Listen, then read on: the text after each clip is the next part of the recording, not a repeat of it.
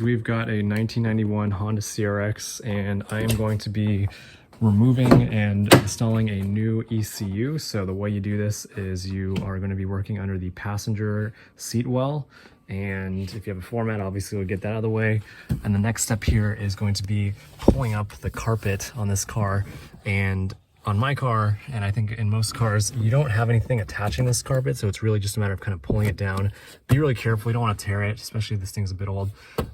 But that's how you do that. And then I'll show you a scene of what it looks like when we're getting off the brass plate that holds on these posts that hold on the ECU as well. So stay tuned. You have 4 10mm nuts connected to studs that are holding on this faceplate. So that first needs to be removed. Once you get off the brass plate, this is what the ECU looks like. And so there are 3 connectors to the wiring harness that you got to get off.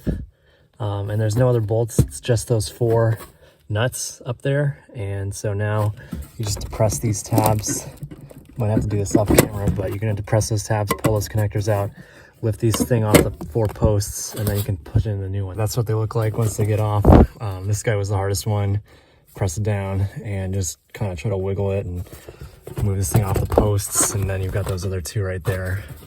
So yeah, and then just repeat this for putting it all back together and should be good to go. Thanks for watching.